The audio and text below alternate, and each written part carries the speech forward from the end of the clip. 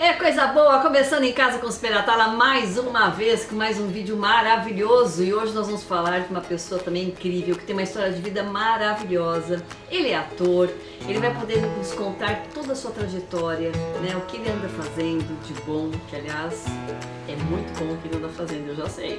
Mas ele vai poder contar para todos nós o seu segmento, o porquê que ele buscou este caminho, né? Dentro da área dele da profissão de ator. E o quanto ele nos toca, né, com o seu trabalho. É um trabalho maravilhoso, é um trabalho de exemplo, ele é um trabalho que emociona e que mostra para todos nós o quanto a gente pode sim evoluir espiritualmente como pessoa e não ficar na mesmice. Eu estou falando de um querido chamado Ito Katz, ator. Seja muito bem-vindo. Obrigado. Boa noite. Nosso sonho de todo ator é fazer uma entrevista numa mesa dessa, né? uma apresentadora linda e maravilhosa, imagina, né? Imagina, são seus lindos olhos. Mas e aí, Ito? Olha, o que você tem de bom para contar pra gente em relação à sua trajetória? Começar do começo, né? Eu, na verdade, eu sou empresário, antes de ser ator. Meu pai tem uma empresa, né? Uhum. E eu tenho 4 irmãs gêmeas, duas. Não creio. E meu tio, que é o sócio do meu pai, tinha mais 3 mulheres. E eu era o mais velho e o único homem. E era a terra das mulheres. Não, mas o que foi predestinado para ser o dono da empresa, para continuar a empresa. Sim. Mas eu sempre tive o dom, eu sempre quis ser ator desde pequeno, né? Minhas irmãs, ao contrário, têm um tino comercial ótimo, né? Uhum. Mas o meu pai falou, não, você vai ter que fazer 3 faculdades, se você me der 3 diplomas, depois você pode fazer o que você quiser. Então eu fiz administração de empresa, análise de sistemas e economia. Quando eu cheguei com os 3 diplomas, meu pai falou, tudo bem, agora você pode entrar no coral, que você quer entrar no coral, vai fazer o teatro que você quer fazer. E quando eu entrei na escola de teatro, a primeira coisa que eu escutei do meu primeiro professor foi: ator é pobre, ator come, bebe e respira da arte. Eu falei, puxa, também não é assim, não é isso que eu quero também, né? Jogou uma água fria na cabeça. Então eu falei assim, olha, eu vou tentar, porque todo mundo falava, não, se você quer ser ator, você tem que abdicar da sua outra profissão. Eu falei, não, eu vou tentar levar as 2 profissões paralelas, minha empresa e a profissão de ator. Sim. E eu tive sorte porque eu tinha condições por causa da minha empresa, eu conheci um grupo de pessoas que eram médicos, dentistas, professores, estudantes, todas as pessoas que tinham outras profissões e também queriam ser ator. Então a gente conseguiu um galpão na aclimação, e a gente, por ter condições, a gente contratava os diretores que a gente queria para trabalhar para a gente. Então eu trabalhei com as pessoas que eu queria, eu me formei com as pessoas que eu quis, né? Que a gente quis. E nesse meio termo, nessa história toda, tinha um amigo meu que é médico, ele é médico proctologista e nutrólogo do Sírio, um dos grandes médicos do Sírio, e ele também, doido para ser ator, tudo, né? A gente se formou ator, continuou fazendo espetáculos, tudo, e um dia ele falou assim para mim: eu sou nutrólogo, e os congressos de nutrição são muito chatos, as pessoas ficam, a gente fica falando, as pessoas ficam dormindo, tudo. Eu queria aproveitar e dar um up nisso, a gente fazia tipo um show nutricional. Então a gente brincava com a plateia, fazia algumas encenações, tudo, e a gente foi começando a ficar famoso com isso daí. E uma época depois o nosso teatro acabou, o lugar virou um lugar de prédio, então a gente não tinha o que fazer, e veio um convite pra gente, do Sírio, pra gente fazer um trabalho com médicos, porque assim, o ator, se a gente pensar, o ator ele fica no teatro, fica num set de filmagem, mas existe vida pro ator fora, porque é duro você, e ainda mais quando você vai ficando mais velho também, né? Sim. Não se criam muitos canais de TV, não se criam muitos teatros, e todo ano se formam 4.000 atores. Nossa, e não tem campo de trabalho para todo mundo, né? Sim.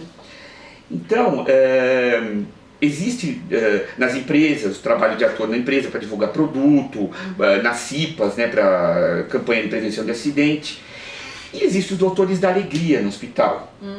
Só que os doutores da alegria, eles tratam com os pacientes. Certo. A gente foi contratado para trabalhar com os médicos. Olha que interessante. Com os médicos de verdade. Sim. Porque num ramo da medicina que ainda é pouco desenvolvido no Brasil, chama-se cuidados paliativos. Cuidados paliativos é um ramo que é muito ainda... As pessoas têm muito preconceito, eles confundem um tratamento paliativo com eutanásia que você vai fazer com a pessoa. Sim. E os próprios médicos têm dificuldade de comunicar algumas coisas para as famílias, né? Certo. Então, uma das coisas que a gente faz é ensinar os médicos a comunicar más notícias para os parentes e para os próprios doentes, né? E é uma coisa assim, a gente fala, nossa, os médicos, né? Imagina um médico famoso, mas o médico, talvez por ele ter esses médicos mais famosos, né? eles têm eles vão criando uma casca neles, né? É verdade, por causa do, sim, eu né? acredito que sim. E como eles são pessoas assim que geralmente você confia muito e você gasta muito dinheiro, que eles cobram caro, então você espera deles um resultado de saúde 100%. E cada corpo é um corpo. Claro. A gente pode ir nós dois no médico com a mesma doença, você pode se curar e o outro não. E chega a hora de ter que comunicar isso para as famílias. Então você reúne, é um curso isso, reúne geralmente 10 médicos. E junto com os médicos tem uma psicóloga, um terapeuta ocupacional. Um corpo, né? Um corpo. Desses 10, 15 médicos, dois são escolhidos para ser a pessoa que vai comunicar. A gente recebe um roleplay. Roleplay é tipo um caso, né? Então, a gente estuda o caso, faz conta, um dos casos que tem, faz conta, eu sou casado,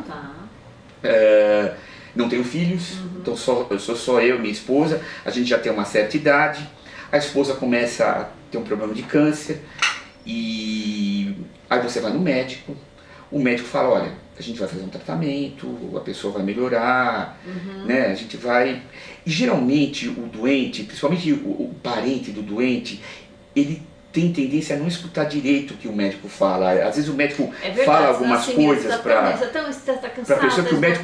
mentalmente. Não, e ele sempre tem a tendência de achar que tudo vai melhorar. Então, muitas vezes acontece, faz conta de você ficar trocando quimioterapia na pessoa, o parente acha que a quimioterapia é porque ele está melhorando. Eu entendi. E ao contrário. Sim, está então, gastando todas as hipóteses. Vai gastando todas as possibilidades. Então chega uma hora que já não dá, a pessoa está bem debilitada, chega a hora de um médico chegar e falar.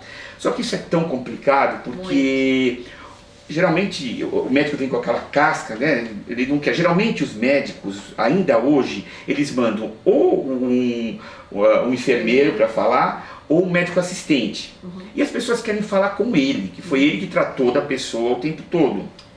Então como chegar, como você preparar, porque a pessoa, o familiar geralmente chega para receber a notícia, ele chega nervoso, ele chega agressivo, ele chega, né, revoltado. Então, e assim, quando uma pessoa está doente, o familiar adoece também, porque doença não é doença só física, é doença psicológica também. Então, geralmente o paciente tem a parte física e o familiar tem a parte psicológica. Então você tem que treinar o médico. Só um momentinho. O que você gostaria de tomar? Suco de... Eu quero tomar um pouquinho de Coca-Cola. Você tem que treinar o médico a acalmar e validar o sentimento da família, para a família também passar esse sentimento para o doente. Então são coisas técnicas, assim, né? Técnicas, e demora, os médicos às vezes têm dificuldade. Entendi. Então, tudo é muito... Então este seria o papel de vocês. Eu trabalho com isso, com cuidados paliativos e também com doação de órgão, que é uma coisa que também a gente pensa que é tão fácil. A gente pensa que doação de órgão é uma coisa assim, básica, né? Você assina o papel lá e acabou. Deve ser bem e existem muitos problemas. Então os médicos, eles choram às vezes, eles não conseguem fazer. Então a gente discute, olha, o que está acontecendo? Porque na verdade não é uma encenação que eu estou fazendo, eu estou acompanhando a reação deles, eles vão me dando feedback, eu vou dando feedback para eles. Às vezes eles conseguem verdadeiramente me acalmar, então a coisa vai indo, mas tem vezes que não, tem vezes que eles são um pouco agressivos e a gente vai em cima deles, a gente tem autonomia também de ir para cima deles, né? Então isso é uma graduação hoje em dia da medicina, né? Só um momentinho. Gente, eu vou falar uma coisa, nós estamos aqui nesse tricô, eu e ele, falando de um assunto tão sério e assim, tão delicado, mas nós temos aqui em casa hoje, Ito, uma pessoa que eu adoro, uma pessoa super especial por todos nós, que é o nosso amigo chefe Augusto Dantas, gastronomia, que ele está lá na cozinha. Eu tô escutando barulhinho, sabe, gente? Você não tá, Cláudio, também escutando barulhinho? Tô ouvindo um barulho, eu tô ouvindo barulhinho, pra lá e pra cá, pra lá. Alguma coisa tá saindo nessa cozinha aí. Eu quero saber, Dantas, vem cá, meu lindo, vem cá mostrar pra gente o que você tá aprontando aí pra servir pra gente hoje. Oba. Tá quietinho lá na cozinha, nossa. Boa noite. Boa noite, meu lindo. Muito prazer, muito obrigado. Eu trouxe para você um couvert. Uau! É uma pasta de roquefort com uva, harmonizando com uva. Mas é demais esse meu Espero que amigo, você fala a goste. verdade. Sibeli, eu vou ter que ir atrás de você, porque Com isso é muito certeza. chique pra mim, viu? Você acha que eu vou comer sozinha? Gente, Muito mas obrigado. tá dando aí, Cláudio? Peraí, deixa eu ver. Olha, Deu pra mostrar? Agora deu. Nossa, que coisa, Roquefort com uva. meu Deus do céu, não Colher conheço. linda, né? Eu também não, vamos lá.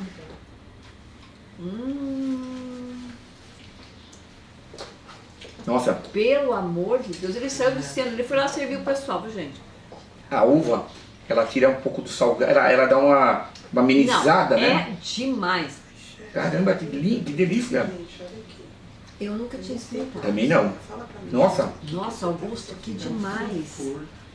Muito bom. Ele tá aí, viu, gente? Aqui nós estamos com uma plateia boa para todo mundo. Ó, só aqui no Come Come. Mostra aí, Nossa Cláudio. Senhora. Augusto, olha aí.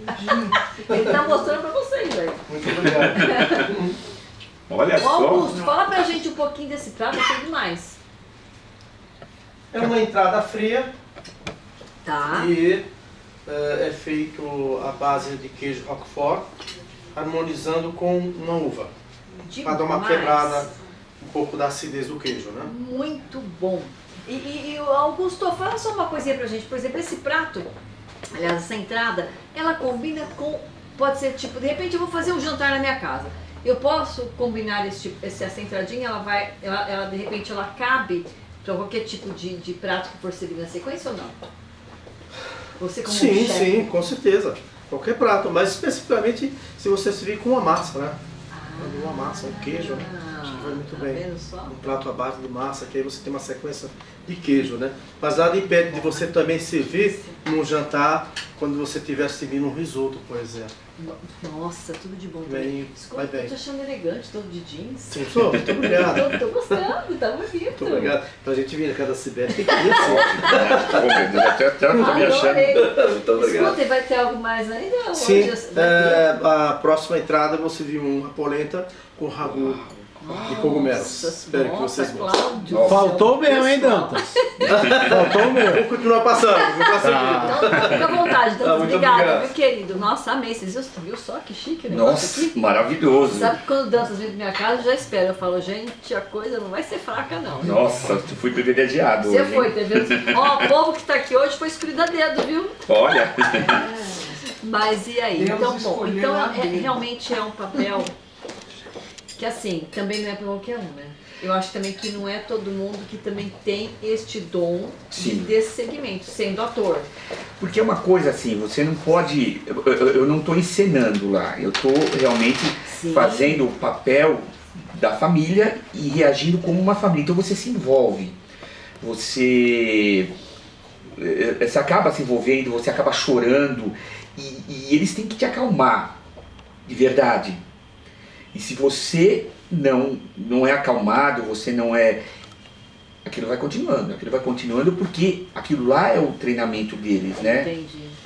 E você está há quanto tempo já nesse 13 anos a gente 13? começou. Foi a primeira turma que começou com cuidados paliativos em São Paulo. Nós estamos até hoje. A coordenação é do Dr. Daniel Forte, mais os outros 15 médicos do Sírio. Hospital? Só no Sírio? Não, eu trabalho hoje em dia 90% no Sírio, mas eu já fiz isso no IGESP, eu já fiz no São Luís, eu já fiz no Pan-Americano, eu já fiz na... Então isso já está sendo agregado há muitos anos?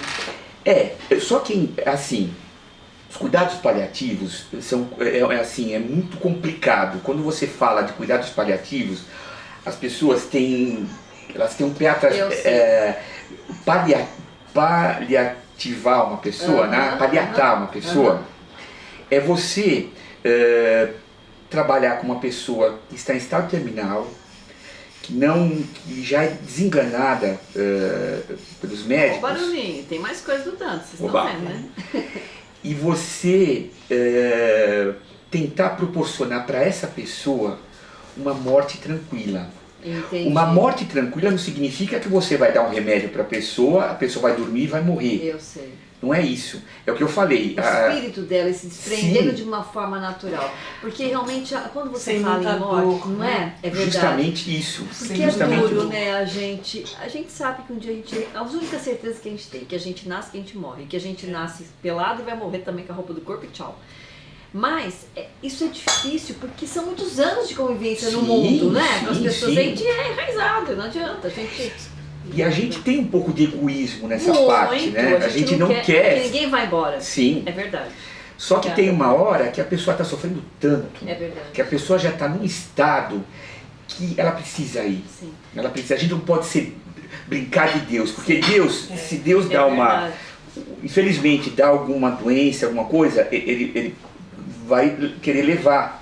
Se você ficar protelando muito isso, você coloca a pessoa num estado de sofrimento, que é um sofrimento não só físico, mas é um sofrimento mental, emocional, então, espiritual, principalmente.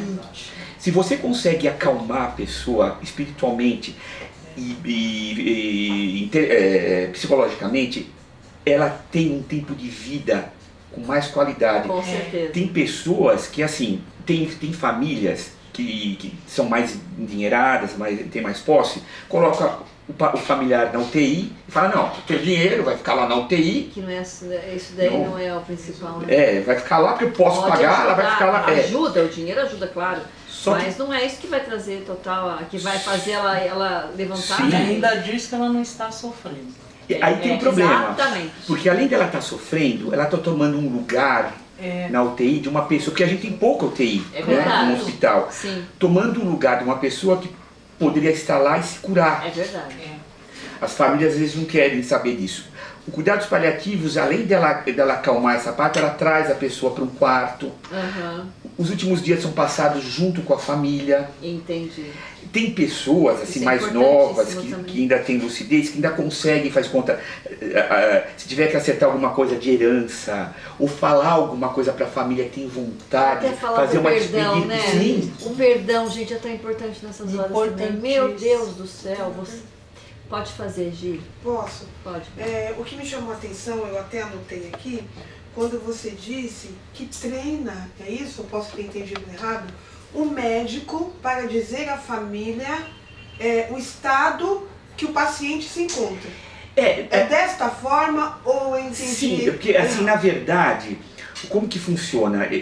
Se eu chegar para você, faz conta, sua mãe, o seu esposo, o seu filho, chegar para você e falar assim, olha minha filha, acabou. Imagina a reação que você vai ter. Imagina, aí eu vou ter que cuidar do doente e cuidar de você também, porque N reações podem dar. Ao passo, se eu começar a escutar você, começar a conversar com você, falar das expectativas que você tem com relação à pessoa, né? Validar o seu sentimento, ser solidário na sua dor, você vai conseguindo trazer a pessoa para você e fazer com que a pessoa receba essa má notícia com aconchego. Porque Mas isso tudo que ela quis dizer é você treinando o médico. o médico. Por isso, porque quando se fala de um médico, A gente acha que acha ele que é... pra ele é comum. Olha, Gislaine Malaquias, o seu pai não está bem. Na realidade, eu recebi essa forma de quando meu pai faleceu, eu fui procurá-lo, porque como eu sou esteticista, eu estava de jaleco branco, então eu tive livre acesso no hospital. Sim. Erro, ok. Mas quando eu fui procurá-lo, ele não estava. Eu encontrei o médico e falei, cadê o senhor que estava aqui? Não tá. E quando eu recebi a notícia, ele morreu. Então, quando você me disse que tem que treinar um médico, me chamou a atenção. Eu não espero isso do médico, eu espero que ele esteja preparado para me dar a notícia e no momento que eu sentir aquele baque, ele vai ter palavras para me confortar. Então, e não receber um treinamento, por isso que me chamou a atenção. Não, mas o treinamento é assim, é para confortar a pessoa, para saber dar uma notícia para você. Sabe o que acontece, pelo que eu estou entendendo assim, né? Não sei. Não é porque é o médico, porque a gente deusa o nosso médico, né? Você pega uma pessoa da saúde, tá com jaleco branco, você já fala assim, nossa, ele vai ser a salvação da minha pátria. Sim, Eu não sei, a gente endeusa, pra mim sou assim, eu acho que o médico é o máximo. O médico ele não sofre, ele não tem problema nenhum, ele não tem dor de dente, não tem dor de barriga, ele não tem nada. Ele é... Não tem problema nenhum. Ele é perfeito, exatamente. Exato. Ele tá acima, tá abaixo de Deus, vai, dizer assim. Até a hora que a pessoa fica desenganada. E assim... Aí você já... Entendi. Então, você vê, como até enfermeiros. Eu tenho a minha cunhada, é enfermeira, aposentada, ela fala assim, Beli, é tristíssimo a gente dar notícia para uma pessoa quando tá morrendo, ou quando morreu. Fazer... Agora, o meu ex-marido, por exemplo, ficou 5 meses internado com Covid, há um ano e meio atrás, logo no começo do Covid, ele quase morreu por 2 vezes. E teve médicos que me falavam o seguinte, ó, já pode chamar os familiares, porque não tem mais o que fazer com ele, nós já demos todos os medicamentos que dá. Então assim, depende muito de cada médico. Tem médicos que são mais graciosos. Tinha um médico lá, no Samaritano, que eu amava de paixão, amava não, porque ele morreu, amo ele de paixão, que ele dizia assim pra mim, cada vez, eu ia na UTI todos os dias, visitar meu marido e ficar lá, um tempão lá. E ele dizia assim, ai Sibeli, hoje o nosso amigo aprontou. Olha como é que ele era. Ele dava uma notícia do Beto, que ele estava pior, mas ele dizia que ele tinha aprontado na madrugada. Olha que interessante. Aí eu dizia assim pra ele, ai doutor, ele aprontou com o quê? Ah, ele aprontou, porque ele fez tal coisa, não podia ter feito.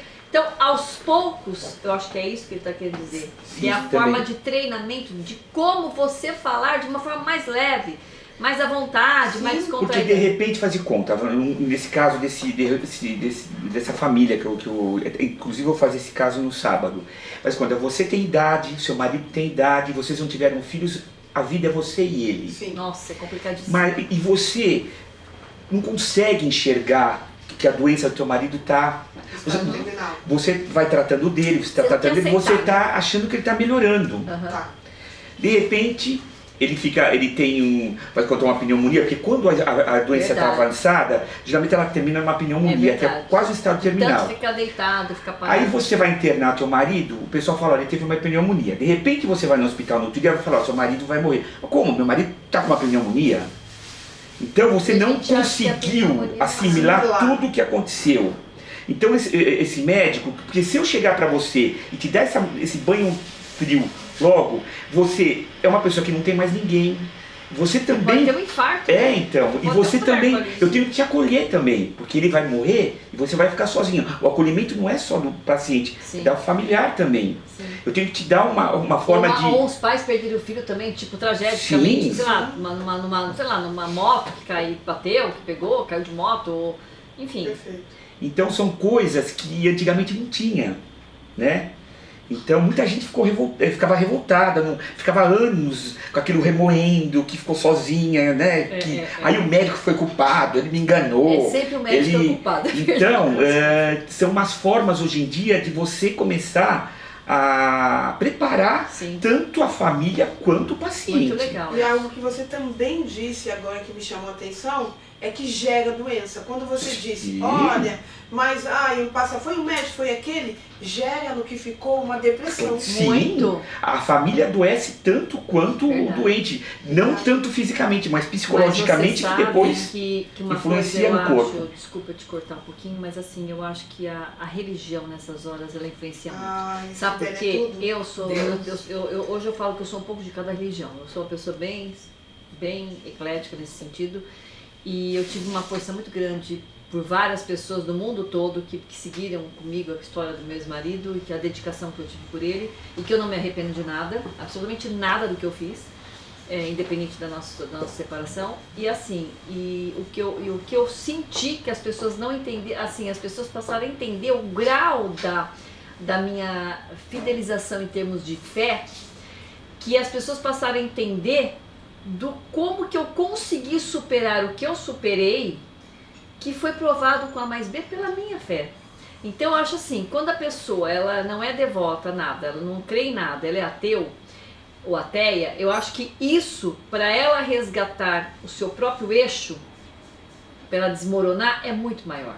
Não sei se eu estou enganada. Não, tá certo. E hoje você vê que a medicina, eles estão introduzindo muito o lado religioso. Sim, não se descarta nunca a possibilidade de um milagre. Sim. Só que você tem que deixar a família clara também que não é toda Não, pessoa, mas não é toda só o paciente. milagre, é no sentido de preparo espiritual mesmo, meu, para eu aceitar até mesmo Sim, ele sim. morrer ou não morrer e depois eu estar fortalecida para continuar a Sim. minha vida, que é o que aconteceu comigo. As Mas eu pessoas não acho estavam que entendendo, cabe entendia aí como que uma eu palavra, consegui. que é o perdão. Eu costumo dizer Muito. que o perdão lava a alma Com de quem certeza. não quer mais a mágoa. Sim. É tudo, é o perdão. Por isso ele lavou a tua alma porque você não queria mais. Então isso não tem mais influência na nossa vida, que é onde entra a fé. Sim. Mas Faltam 2 também- minutinhos, a gente... Desculpa. Também tem as pessoas que também jogam com os médicos, ainda mais com Com religião. certeza. Tipo assim, eu chego pro médico e falo assim, doutor, antes dele falar alguma coisa, a pessoa já sabe, mas ela não quer escutar. Então ela fala assim, doutor, Deus está na terra, o Senhor está no céu, o Senhor vai curar minha esposa. O Senhor vai curar. pessoa- Imagina um médico receber um barco desse. É complicado. Então acontece esse tipo de coisa. E para não, Essa eu sei pressão, que né? tem pouco tempo. Então, eu falei também de doação de órgão. Isso. Doação de órgão é uma coisa também muito complicada. Porque assim, a gente pensa que doação eu dou o nome e acabou. Sim. Tá lá, né? Acontece tanta coisa numa doação de órgão. Muita Primeiro que não é todo mundo que doa. E você convencer uma pessoa para doar já é um passo. Mas o problema depois é a pessoa ser compatível para doação. Também. Existem casos, faz de conta, que eu já fiz lá no Sírio. Assim, eu sou casado com você infelizmente morreu. E aí a gente tinha combinado que se você morresse ou eu morresse, a gente ia doar os seus órgãos. Vem mais coisinhas aí no pedaço. Só que aconteceu o Eu seguinte, quero mais um. na hora de eles começarem a fazer toda a doação, eles descobrem que você tem AIDS e eu não sei. E você não pode doar. Você tá servido? Como Mais chegar? um? Nossa, Isso é com muito bom, certeza, viu? Então, como chegar numa pessoa e falar isso? Olha, não vai ter doação porque o seu marido, ela tinha AIDS E a Você não família sabia. e eu não sabia. Meu Então, são santo vários bendito. problemas. Meu Deus. Então, eu peguei um caso também uma vez, rapidinho também. Um casal, já de um pouco mais de idade, que a mulher não conseguia engravidar. Fizeram tratamento, tiveram um filho, Deus para ele, né? O reizinho para eles. Um dia eles estavam dirigindo, a criança estava brincando no carro atrás, parou no farol, foram assaltar o carro. Na hora da briga com o pai, deram um tiro, pegou na criança, a criança morreu. Deus santo, poderoso. Aí o que acontece? Já é difícil para você chegar e convencer, também tem técnicas de convencimento para a família. Mas aí olha o que aconteceu. A mãe concedeu, porque uma criança para doar órgão, você consegue doar 8, principalmente quando você é criança, para 8 outras crianças. A mortalidade infantil é muito pequena. Sim. Então quando acontece isso, você pode salvar 8 crianças. Olha. Então você não pode perder essa oportunidade, Sim. você tem que colocar na cabeça dos pais que isso é importante. Só que o que aconteceu? O ritual para você ter certeza que a pessoa está morta demora mais ou menos às 8 horas. Eles fazem uns choques nas pessoas, eles vão colocando cotonete, para ver se a pessoa não reage. Sim. Enquanto, nesse caso, aconteceu o seguinte: enquanto o médico falou, a gente vai levar a criança para fazer a doação, você já vai avisando os parentes para fazer o velório, essas coisas. Quando o médico chegou no hospital para fazer a doação, não tinha vaga. Levaram a criança para outro lugar e não avisaram a mãe. Certo. De repente, a mãe perdeu o filho pela morte, perdeu o filho porque levaram, sumiu a criança. Os parentes chegando pro velório, cadê a criança? Aí não queria mais doar. Então tem todo um convencimento. Também você ensina os médicos a ter uma sensibilidade para chegar numa pessoa frágil, para convencer ela para doação de órgãos. É muito interessante. Acontece coisas que a gente não imagina, viu? Agora, Ito, nós estamos finalizando, infelizmente, mas eu queria muito que você pudesse voltar uma outra vez com o maior pra prazer. gente falar sobre só essa parte de doação.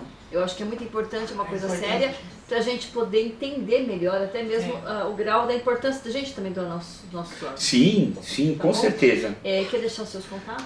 Olha, o meu Instagram é @itucates, C-A-T-H-Z, Itu, C-A-T-H-Z. E como chama? O WhatsApp também é Itucates. Você tá 11 98385 9815. Muito obrigada. Nossa, foi um prazer. Quero mandar um beijo para Márcia Valarini, que foi quem fez a ponte nossa. Nossa, uma querida. E um beijo grande para todos vocês. Fiquem com Deus e até o próximo vídeo, gente. Beijo. Tchau. Muito obrigado. Muito bom. Obrigado.